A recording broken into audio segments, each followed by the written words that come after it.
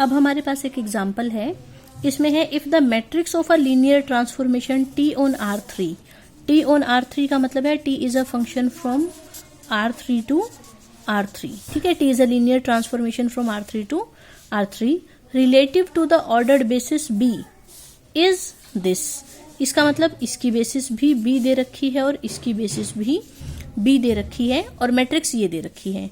इसका मतलब डोमेन की भी बेसिस दे रखी है, को डोमेन की भी बेसिस दे रखी है और साथ में मैट्रिक्स भी दे रखी है। तो पहले तो हम क्या निकालेंगे, लीनियर ट्रांसफॉर्मेशन। रिपीट कर रही हूं, क्या क्या दे रखा है, if the matrix of a linear transformation T is this, matrix दे रखी है, relative to the ordered basis B is this.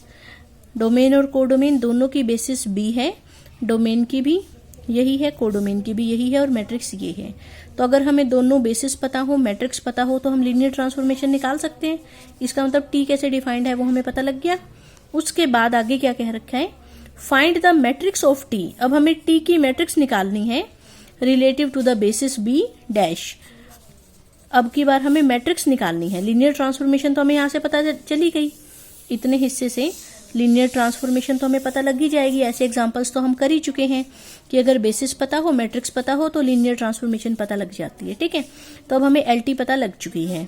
अब बेसिस दे रखी है B डैश, B डैश यहाँ की भी बेसिस दे रखी है, देखो R3 से R3 तक है।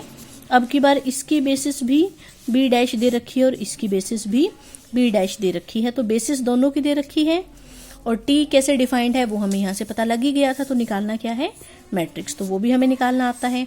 अगर लीनियर ट्रांसफॉर्मेशन पता हो, डोमेन को डोमेन की बेसिस पता हो, तो हमें मैट्रिक्स निकालनी आती है। तो इसमें एक तरह से दो एग्जाम्पल्स जो हमने दोनों अलग अलग किए थे उसको मर्ज कर रखा है कि पहले मैट्रिक्स दी है तो लीनियर ट्रांसफॉर्मेशन निकालो और फिर लीनियर ट्रांसफॉर्मेशन पता हो तो फिर मैट्रिक्स निकालो।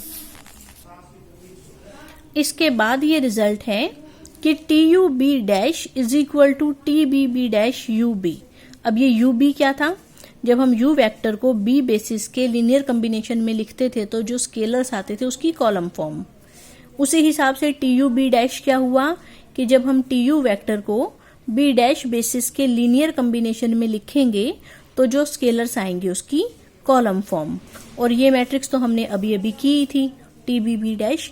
तो अब हमें ये प्रूफ करना है कि TBB डैश को, इस वाली मैट्रिक्स को जब हम इस कॉलम मैट्रिक्स से मल्टीप्लाई करेंगे तो ये वाली कॉलम मैट्रिक्स आंसर आएगा,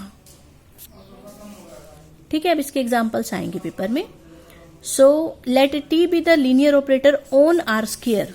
ऑन R स्क्वायर का मतलब है T is a function from R square to R square defined by this way, ठीक है। T किस तरीके से डिफाइंड है हमें दे रखा है। Find the matrix of T with respect to the basis B। इसकी बेसिस भी B दे रखी है और इसकी बेसिस भी B दे रखी है। तो क्या क्या दे रखा है, डोमेन को डोमेन की बेसिस दे रखी है, लीनियर ट्रांसफॉर्मेशन किस तरीके से डिफाइंड है वो दे रखा है। तो हमें निकालना क्या है, मैट्रिक्स। मैट्रिक्स तो हमें निकालनी आती ही है, हमने पिछली एक्सरसाइज में सीख ली। इसका मतलब कि हमें ये तो पता ही है TB, ठीक है। अब हमें और क्या करके दिखाना है, ऑल्सो वेरीफाई दैट, कि इस मैट्रिक्स को इस मैट्रिक्स से मल्टीप्लाई करेंगे तो ये आंसर आएगा, जिसमें कि TB मैट्रिक्स तो हमने पीछे सीख ही ली थी निकालनी। अब U वेक्टर हम कोई भी लेंगे जनरल, जैसे कि U हमने ले लिया मान लो ऑर्डर्ड पेयर XY, और उसको हम B बेसिस के लीनियर कॉम्बिनेशन के रूप में लिख के स्केलर्स की कॉलम मैट्रिक्स बना लेंगे, ठीक है। देखो यहां तक तो निकाल के कर रखा है मैट्रिक्स निकालने का काम। उसके बाद क्या लिया, U एक एलिमेंट लिया ऑर्डर्ड पेयर AB और उसको हमने B बेसिस के लीनियर कॉम्बिनेशन के रूप में लिखा और C और D स्केलर्स की वैल्यू पता लगा ली, तो ये आ गया, ठीक है। ये हमने कोई भी U वेक्टर लिया था, उसको हमने इस बेसिस के लीनियर कॉम्बिनेशन के रूप में लिख के स्केलर्स पता लगा लिए और इन स्केलर्स की कॉलम फॉर्म को हम क्या कहते थे, UB, कि U वेक्टर को B बेसिस के लीनियर कॉम्बिनेशन के रूप में लिखते हुए स्केलर्स की कॉलम फॉर्म, ये हमारी ये मैट्रिक्स है। और TUB का क्या मतलब है कि TU वेक्टर को B बेसिस के कॉम्बिनेशन में लिखने पर जो स्केलर्स आएंगे उसकी कॉलम फॉर्म।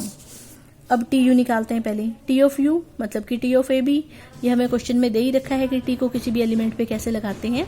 अब हमें इसको बी बेसिस के कॉम्बिनेशन में लिख के स्केलर्स पता लगाने हैं। तो इसको हमने बी बेसिस के कॉम्बिनेशन में लिखा, मान लिए स्केलर्स आ रहे हैं अल्फा और बीटा, सॉल्व किया, फिर अल्फा और बीटा की वैल्यूज निकाल दी।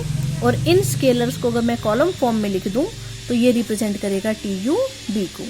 अब हमारे पास ये वाली मैट्रिक्स भी आ गई, ये वाली मैट्रिक्स भी आ गई और ये वाली मैट्रिक्स भी आ गई। अब हमें जस्ट चेक करना है कि इन दोनों मैट्रिक्स को मल्टीप्लाई करें तो ये आंसर आना चाहिए। आसान है, बस इनको मल्टीप्लाई करके देख लो ये आंसर आता है कि नहीं आता, वो आएगा ही आएगा। ठीक है, इसके बाद है सेकंड एग्जांपल, सेम है बिल्कुल फर्स्ट एग्जांपल जैसा, बस फर्क क्या है, यहाँ पर इसकी बेसिस अलग दे रखी है, इसकी बेसिस अलग दे रखी है, जबकि पिछले एग्जांपल में दोनों की बेसिस सेम दे रखी थी। टी किस तरीके से डिफाइंड है वो दे रखा है, R3 की बेसिस दे रखी है B1, R² की बेसिस दे रखी है B2, और हमें पहले तो मैट्रिक्स निकालनी है जो कि हमने 7.1 एक्सरसाइज में सीखी थी।